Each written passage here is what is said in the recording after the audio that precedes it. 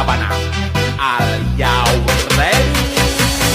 Kicau, kicau, kicau mania. Kicau, kicau, kicau mania. Kicau, kicau. Assalamualaikum warahmatullahi wabarakatuh. Hai, saya Silstari dari kelas 10 TJKT 1 akan menjelaskan secara singkat tentang materi yang pertama, yaitu network fundamental. Di sini ada timeline atau beberapa materi yang akan saya jelaskan. Yang pertama ada network fundamental, yang kedua ada IP address dan subnetting, yang ketiga ada networking model, yang keempat ada pengenalan dan basic Cisco, yang kelima ada pengenalan switch, dan yang lain-lain. Langsung aja, apa itu jaringan komputer? Adalah suatu sistem yang menghubungkan dua atau lebih perangkat komputer agar dapat saling bertukar data dan informasi. Tujuan utama dari jaringan komputer adalah memungkinkan komunikasi, efisiensi, serta kolaborasi antar perangkat dengan cepat dan efektif.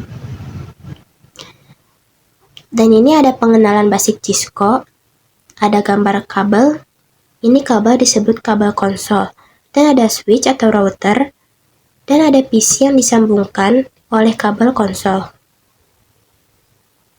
Kemudian ada wired wireless. Sebuah jaringan akan terbentuk dengan adanya media perantara yang berfungsi untuk transmisi data. Ada dua macam media transmisi yang digunakan untuk menghubungkan jaringan komputer, yaitu jaringan kabel atau yang disebut dengan wired, dan jaringan nirkabel yang disebut dengan wireless. Selanjutnya ada TCP/IP. Apa itu TCP/IP?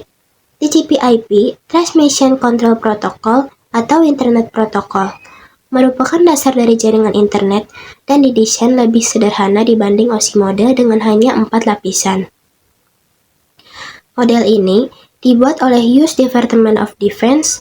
Model ini menggunakan fungsi beberapa lapisan OSI ke dalam satu lapisan yang lebih luas. Cara kerja TCP/IP. Cara kerja yang pertama yaitu dengan memecah data menjadi paket-paket kecil sebelum ditransmisikan ke media yang lain, atau yang disebut dengan layer. Yang kedua, ada paket dikirimkan melalui router. Router berfungsi untuk mengirimkan sekaligus menentukan rute pengiriman paket data.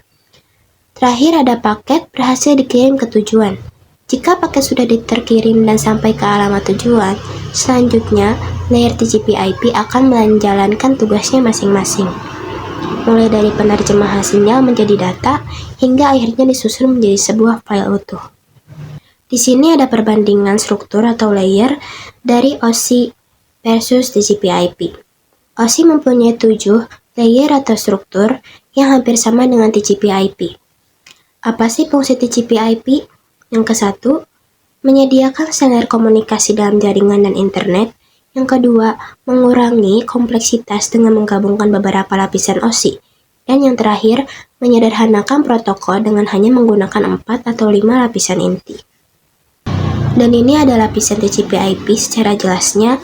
Yang ke-1, ada physical layer, gunanya mengatur pengiriman data dalam bentuk sinyal melalui media fisik seperti kabel atau Wi-Fi. Protokolnya ada Ethernet, USB, Bluetooth, dan Wi-Fi. Yang kedua ada data link layer, gunanya mengatur komunikasi antar perangkat dalam satu jaringan lokal dan pengecekan error dasar. Protokolnya ada MAC, PPP, dan Ethernet.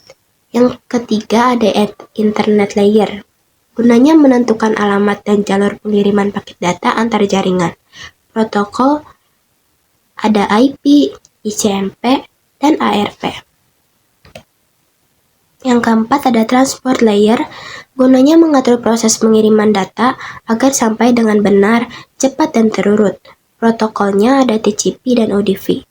Dan yang kelima ada application layer, menyediakan layanan jaringan yang langsung digunakan pengguna atau aplikasi.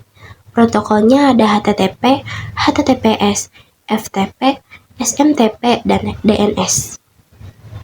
Dan yang terakhir, saya akan mencontohkan membuat jaringan sederhana. Simak ya.